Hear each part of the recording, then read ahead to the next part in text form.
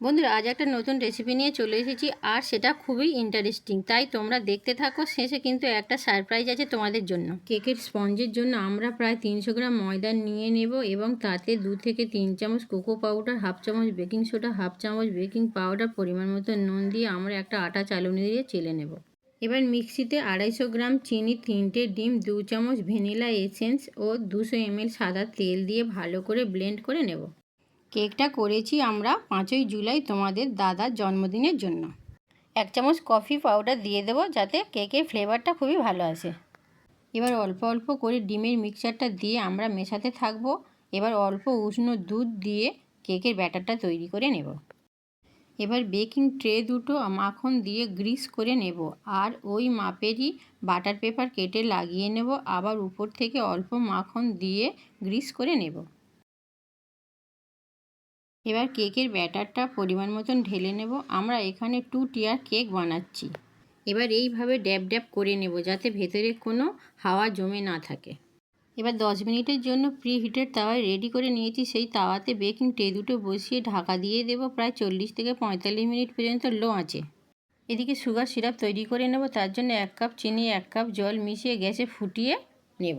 আমার ছোট কেকটা রেডি। এইভাবে কাঠি দিয়ে আমরা দেখে নেব কেকটা কতটা ঠিকঠাক হয়েছে। কেকটা ডিমোল্ড করে নেব। বড় কেকটাও রেডি হয়ে গিয়েছে, সেটাও ডিমোল্ড করে নেব। আমার কেকটা কিন্তু খুব নরম হয়েছে, তোমরা দেখে নিশ্চয়ই বুঝতে পারছো। এবার ছোট কেকটা 2 ভাগে ভাগ করব এবং বড় কেকটা 3 ভাগে ভাগ করে ঠান্ডা হতে দেব। এবার আমরা চকলেট গানাশ এর জন্য কম্পাউন্ড চকলেট টুকরো টুকরো করে নেব এবং ডবল বয়লার মেথডে চকলেট মেল্ট করে নেব। তার সাথে অল্প মাখন ও দুধ দিয়ে গানাশ তৈরি করে নেব। এবার স্পঞ্জগুলোতে সুগার সিরাপ দিয়ে ভিজিয়ে নেব যাতে কেক খেতে খুব নরম হয়। এবার আমরা 600 ml হুইপ ক্রিম নিয়ে ততক্ষণ হুইপ করব যতক্ষণ না ক্রিমটা স্টিফ হয়ে যাচ্ছে। কেকের ভিতরে ফিলিংয়ের জন্য আমরা অল্প ক্রিম নিয়ে তাতে 3 থেকে 4 চামচ চকলেট গানাশ দিয়ে ভালো করে আরেকবার হুইপ করে নেব। এদিকে কেকের আইসিংয়ের জন্য ক্রিমটা একইভাবে রেডি করে নেব। আইসিংটা আমি করব না, তাই আমার ননদ তোমাদেরই বাকিটা দেখাবে। চলো তাহলে আইসিংটা শুরু করা যাক। একটা প্লেটে অল্প ক্রিম নিয়ে নেব যাতে কেকটা বসে যায়। বড় কেকের একটা স্লাইস নিয়ে তার উপর চকলেট হুইপড ক্রিম দিয়ে ছড়িয়ে নেব। উপর থেকে চকো চিপস ও চকলেট সিরাপ ছড়িয়ে লেয়ারিং করে নেব। এইভাবে বাকি দুটো স্পঞ্জও আমরা তৈরি করে নেব। আমরা যেরকমভাবে লেয়ারিং করছি তোমরাও এরকমভাবে লেয়ারিং করে নিও যাতে দেখতেও সুন্দর হয় আর ফ্লেভারটা তো সুন্দর আসবেই। এবার সেকেন্ড টিয়ারের কেকটাও আমরা একইভাবে লেয়ারিং করে নেব।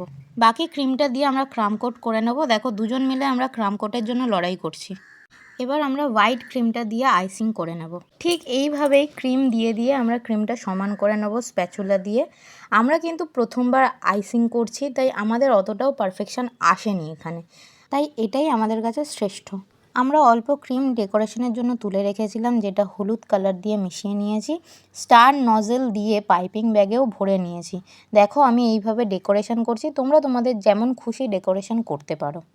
অনেক দিনের ইচ্ছে ছিল নিজে হাতে কেক বানাবো, সেই ইচ্ছে আমরা 2 ননদ বৌদি মিলে সম্পূর্ণ করলাম। একটা পাইপিং ব্যাগে আমরা অল্প হলুদ ক্রিম ভরে নেব আর ছোট্ট করে মুখটা কেটে নেব যাতে আমরা যে কোনো ধরনের লেখা সুন্দর করে লিখতে পারি। আমি এখানে দেখো হ্যাপি বার্থডে লিখে নিয়েছি, কারণ আমার এখানে বার্থডে ওকেশান। তোমরা তোমাদের ওকেশান ওয়াইজ লিখে নিও। আমাদের তো কমপ্লিট। তোমরা কমেন্টে জানিও আজকের এই ননদ বৌদি যুগলবন্দি তোমাদের কেমন লাগলো। তোমাদের ননদ বৌদির সাথে তোমাদের সম্পর্ক কতটা মধুর সেটাও জানিও।